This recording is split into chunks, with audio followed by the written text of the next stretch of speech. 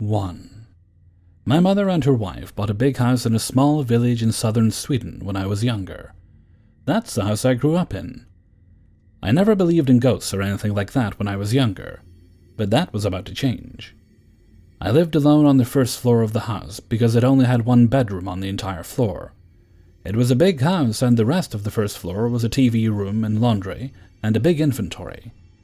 I have stories for days about that house, and I will only tell you the most scary one in my opinion. This encounter took place in spring when I was in the 9th grade in high school. I always stayed up late at night watching MTV in the big TV room downstairs because I didn't care so much about school since it was going to end in a few weeks, and I had done all my tests. One night when I was watching the replay of Jersey Shore, which aired at 3 a.m. in Sweden, I heard someone walking down the stairs. I thought it was my mom coming down to tell me to go to sleep, as usual. So I quickly laid down to fake sleep on the couch, so I could blame the noises coming from the TV on that. But the footsteps didn't come closer. Instead, I heard it go up again. After the steps came to the top of the stairs, it went down again. This repeated itself many times, so I went to check on who was walking the stairs up and down. To my surprise, I didn't see anyone walking the stairs, but the steps just continued. I thought to myself, now I have lost it. I stood there beside the stairs and followed the footsteps up and down with my eyes. I thought I was hearing things that weren't there because I didn't sleep much at the time. So I went to the couch, fell asleep, and didn't think about it too much. When the alarm rang at 7:30, and I went up to get some breakfast with my mom and brother, she asked me why I scared my brother at night by walking so much in the stairs. I explained to her what I saw that night, but my mother, skeptic as always, was angry at me because she didn't believe me. A few years went by, I had some more scary encounters, but she always blamed it on the wind or that it was an old house. I moved out of the house to study in a different city about an hour away from my hometown. Almost a year after I moved, I came home to celebrate my grandmother's birthday. On that occasion, my mother pulled me to the side and said, "You always said there is someone else living in our house. How do you make someone like that disappear?" I saw in her eyes that she was frightened, so I asked her what had happened. She explained that the night before, she and my younger sibling slept downstairs because it was really hot upstairs. She woke up because it sounded like there was an intruder in the upstairs kitchen. She said she froze and couldn't move because she was so scared and prayed that the intruder wouldn't go downstairs. The sounds from the kitchen started at 3 a.m. and stopped somewhere between 3 and 4 a.m. When she went to the kitchen in the morning, nothing was moved or changed. I told my mother, "I told you so, all these years, and you never believed me." She said she was sorry and asked where to go from here. I told her I had no clue, but that house needs to be cleansed. She hired a medium, and I can honestly say that the energy in that house has changed. My old friends who had no idea that the house was ever haunted or that a medium cleansed it even said that something felt different about the house. I lived and grew up in a haunted house, but it made me who I am, and I don't regret a thing, because now I know ghosts are real. 2. I've told these stories to my friends before and to people in passing comments when the telling of spooky stories pops up in a conversation, but majority of the time it's just brushed off like I'm talking rubbish. One of those you had to be there sort of moments. Also, I'm from Sheffield, Yorkshire, UK. Anyway, so it was around 10 or 11 years ago that me and my whole family, roughly around 15 of us, set off out on the road on our family holiday into the Welsh countryside. I was about 15 or 16, up out into the middle of nowhere, to a converted row of cottages that had been renovated for renting for holiday makers like ourselves into a big farmhouse. It was pretty lush, to be honest. The farmhouse was right at the top of a very steep hill, with winding roads and particularly breathtaking views. So we arrive at said cottage. The whole family has drove for the best part of 3.5 hours to get here, and it was pretty late in the day, but still daylight, as it was the height of British summertime. So as you naturally do, you unload your cases and your shopping bags and start to get settled in, getting a feel for the place you're staying. So as I said before, this farmhouse was originally 3 or 4 separate cottages that had been knocked through and made into one big house.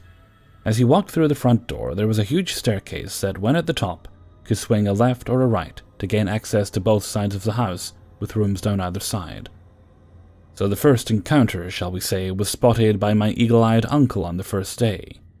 Everyone had unpacked and sat outside, enjoying the last of the sun before it set. My uncle had a room to the left of the house. As drinks were flowing, so were the bathroom breaks. So as my uncle got up to go to the bathroom, he walked up towards his ensuite at the end of the hallway. On the wall was a framed picture with a glass front. As he was walking down the hallway, he spotted a reflection in the glass picture behind him, one of the other bedrooms behind where he had just walked from. Now, not thinking anything of it, because it could have been anyone, he carried out his business and headed back outside. He asked the family if anyone had followed him upstairs, and nobody had left but him. Okay, so by this point, we'd all gone to bed and woke up the next morning, feeling fresh and not really experienced anything out of the ordinary through the night. A few creaks and cracks, but it is expected in an old house. So cut to that afternoon. Same scenario of everyone outside, but my sister-in-law decides she needed the toilet. She heads upstairs and walks to the toilet, passing her bedroom. As she passes her bedroom, though, she notices something on the bed, something that she's never seen before. It was an early children's book that had been opened to a page that has been scribbled on in very black ink. When I say children's book, I don't mean like the ones we all know. I mean this book was like wooden, straight from the early 1900s. Again, it wasn't until she came back down the stairs and asked if any of the kids had been playing with one of these books in her room, that all my family had said that nobody had been upstairs all afternoon. Okay, so people are starting to get a little creeped out, but carry on, because our holiday will not be ruined. Yet. Skip to 4 nights in. People have begun to start hearing footsteps at night in the corridors. But in the morning, everyone admits they slept through the night and didn't get up at all. Night number 5. So my parents had the best room in the house, big master bedroom, with a double wardrobe right at the end of the corridor. It was around 10 p.m. and my dad had gotten out of the shower and hung his wet towel over his wardrobe door to dry out. My family's dog was a pampered pooch, a staffy, and would sleep on the bed with my parents. Throughout the night, the dog became more and more restless until he stood up on the bed and became, and I quote from my dad, shockingly still. The hairs on his back had stood up, arching his back and showing his teeth to what my dad described as a very dark corner of the room. The same corner as where the towel had been placed on the wardrobe door. So eventually the dog calms down and returns back to sleep. Cut to morning, where my parents wake up to the towel my dad placed on the wardrobe door to be perfectly laid in front of the wardrobe like it had been ironed. Not in a heap on the floor, but perfectly flat with no creases. By this point, we decided to do some investigating and to see if anyone else had encountered anything similar to what we had experienced in the visitor's book. Nothing out of the ordinary, until we reach an entry in the book that was dated exactly a year ago, to the days we were staying, explaining that the house was lovely and the views were amazing, but did not account for the extra guests. Safe to say, we didn't stay for the full week.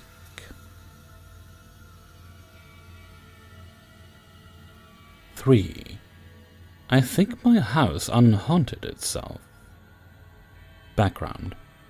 We moved into our current home almost 5 years ago. There were always little things that seemed odd to me, and then it got to the point where I was so sure it was haunted, I looked into the history of the house but didn't find anything. We bought it from a young couple that lived there less than a year for $15,000 less than they asked.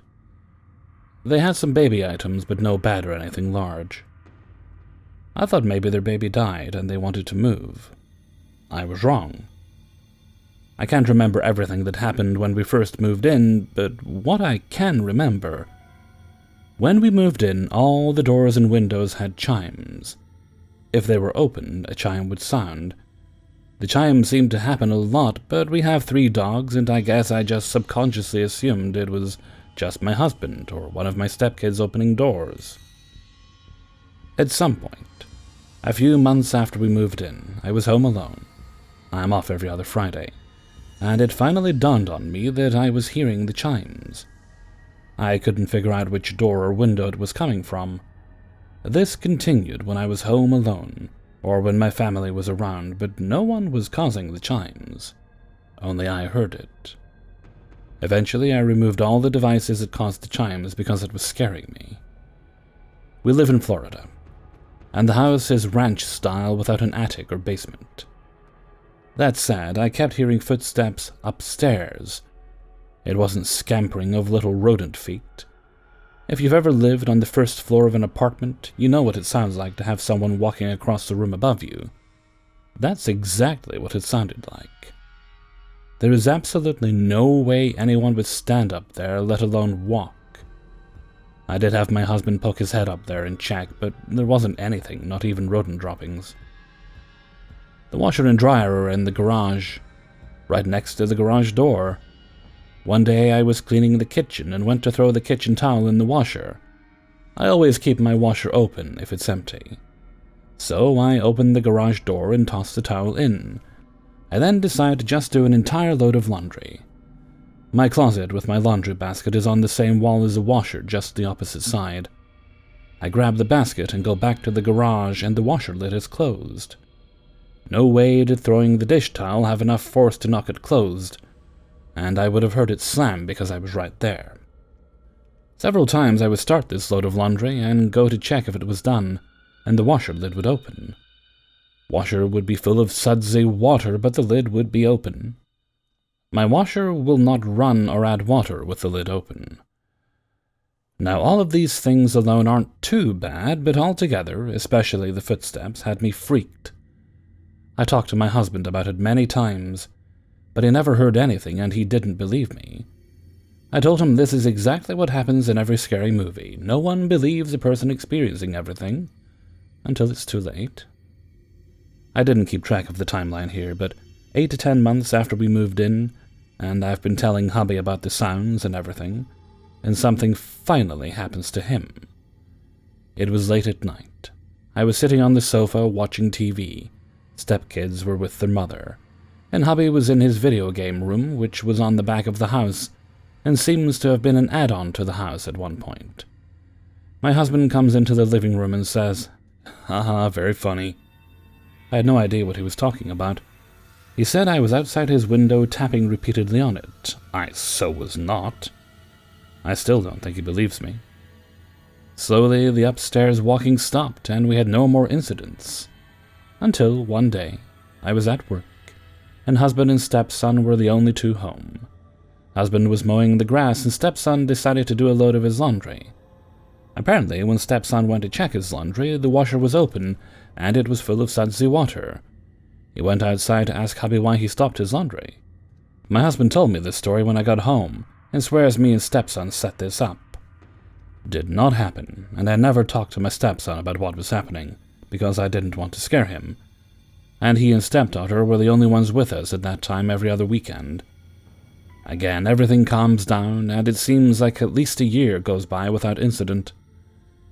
Then my dad dies. He lived in Ohio and had never visited my new home. 3 or 4 months after he passed, I was in the kitchen cooking dinner. Husband was in the game room and stepkids were with their mother. My kitchen, living room, dining room is kinda open, with a wall partway separating the kitchen and living room. It's like a big circle with a small wall in the middle, so I can enter the kitchen from the living room, dining room area, or the opposite side that leads to the garage and my bedroom. Anyway, I'm bent over checking the food in the oven, and I look over to the garage door, and clear as day, I see a man walk by through to the living room. I just see hairy legs and tan shorty shorts. I immediately know this isn't hubby, and walk back through the opposite side and look into the living room. No one was in there, and my dogs were not fazed, just chilling on the sofa. I go into the back room to check hubby, thinking maybe it was him. He's kicked back with his legs on the computer desk watching YouTube. As soon as I see him, I burst out crying. I'm not a crier, so this scares hubby. I tell him what happened, and he offers to hang with me while I cook. I must have really freaked him out because he only left that room to eat, sleep, and work. After thinking about it, I feel like those were my dad's legs. He had these tan shorty shorts he wore when I was a kid. He never wore shorts in public, but we lived in the trailer without AC and it got hot. I'm positive he didn't own those shorts anymore. I moved to Florida over 20 years ago, but I still feel like that was my dad. That happened about 2 years ago, and knock on wood, I haven't had any incidents since. If you feel like my time frames are off, you're probably right. My life is like Groundhog's Day. I don't really remember exactly what happened when. Bonus side story told to me by my parents. When I was a young child living in Ohio, before moving into the trailer, we were living in a 2-story house. My grandpa lived upstairs. There was a big window on the front of the house upstairs that he would sit in, drink coffee, and people watch. My grandpa ended up dying of cancer in that house. About a year later, someone new moved into the house right across the street.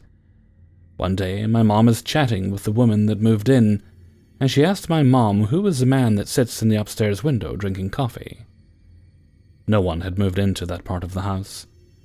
My parents were renovating to turn it into a single-family home. 4. To start off, my parents' previous house was an old farmhouse from the late 1800s. We live in western New York, in a small farming community outside of the city. My dad always thought the house was pretty creepy, but he has always been much more into paranormal things. At almost every house that we lived in, he is convinced that it was haunted. I was around 16 or 17 at the time of this incident. Anyway, I've never put much stock into ghosts or paranormal experiences. I will say this, there were a few times when I would be going to bed at night, I just felt uneasy. I felt like someone was watching me at times. I remember once seeing shadows under the door like people were walking around outside my room. Not a lot of movement, but enough to realize there was a shadow. Another time, as I was dozing off, I felt like somebody took a loud breath right next to my ear. These feelings and experiences always happened as I was getting ready for bed. What's weird for me is that I wasn't actively thinking about anything to maybe psych myself out. These feelings and events I had just happened. I wrote all of these off as just my mind playing tricks on me. But in the back of my head, I always wondered. One experience I had still sticks out with me to this day. It was the creepiest thing that has ever happened to me. And something I just can't explain. One night, I just had an uneasy feeling again. I felt like somebody was watching me. Every time I would just about fall asleep, my mind would kind of tell me to wake up. Nothing was there, and nothing happened every time. This happened about probably 10 times before I could finally fall asleep. What happened next is something I can't explain. I woke up screaming. My room was pitch black. I didn't realize I was screaming. My parents ran to my room and opened the door and turned on the light and asked what was wrong. I was sitting there confused to what was happening. And finally realized I was in the middle of my floor. I was laying, now sitting up, with the blanket perfectly over me. Now here is the part that throws me off. I kept a stool next to my bed that had my TV remote, Xbox controller, and a couple of bottles of water on it. I used it as a makeshift nightstand. And had knocked it over in my sleep a couple times before. If I had gotten out of bed, I would have knocked it over. It was pulled close to my bed, in almost a direct middle. I've always wondered how I got in the middle of the floor with a blanket over me without knocking the stool. As stupid as it sounds, I've always wondered if something lifted me up out of the bed. I didn't sleep in that room for a couple of nights because I was really shook up from this. It was a small room, 8 by 12 maybe. Anything like this ever happened to you? I only had one other thing happen. My parents were moving last year and I was helping. I was in the house, painting by myself, and it sounded like someone was walking upstairs. I didn't get up to investigate. My mom and dad would feel weird sometimes, but nothing ever happened. For the most part, I felt fine, and nothing ever happened. So it always seemed weird when I would feel the way I did. 5. When I was around 2 to 5 years old, my family used to live in a small apartment. We moved in our new home when my mom got pregnant. When we lived in the apartment, I didn't have a lot of friends since there were no kids my age living in the neighborhood. There were no nurseries in my small town, and obviously I was not old enough to go to school yet. So I used to play by myself with my good friend Joe Bett. The problem is I was the only one who could see and speak with Joe, and Joe was a grown-up man. We used to play with my Hot Wheels and we talked together. Since I was still pretty young, I don't have a lot of really detailed memories about that time, but I can still remember his face in some of the games we played together. My mom would sometimes hear me have a conversation alone in my room, and come by to check who I was talking to, but could not see anyone in the room. Every time she asked, I answered, with my friend Joe. Up to this point, it would have been a pretty normal situation for a lonely kid to get an imaginary friend, and I would have thought that myself too, if it had stopped there. But the things got a bit stranger when my parents bought a house and planned to move out. I remember some of my Hot Wheels moving alone and some of my toys getting in the living room when we were not home. My mom also told me recently that she started to feel weird in my room at that time, like if someone was watching her. My dad doesn't remember anything weird except the part about some of my toys getting out of my room when we were not home. But he has said he wasn't often home with his work, so he may have missed some clues. We moved to our new home, and everything stopped. At first my mom assumed that my entry in kindergarten and me making friends was the reason why I did not need Joe anymore. We never thought that Joe was a ghost at this point. In my eyes, he was real and my friend. My mom was sure I had an imaginary friend. But the plot got even weirder. The other family who rented the apartment got in touch with my mom and started asking her questions about the apartment, and more precisely, about my bedroom. Their son has got the same bedroom that I had, and, like me, he started playing and talking alone in his bedroom. When his parents asked him who he was speaking to, he always answered, "With Joe." My mom told them that I did the same and answered the same when she questioned me about it. The only difference was his last name. I would always tell my mom his name is Joe Bett, and the other kid named him Joe Blow. In both cases, his name was Joe and his surname started with a B. It is a fairly strange coincidence, if it is one. I still can't figure out exactly what was happening by that time, and if it was in fact a ghost, entity, or only just two lonely kids with a lot of imagination. At least Joe was a good guy to help me get through my childhood.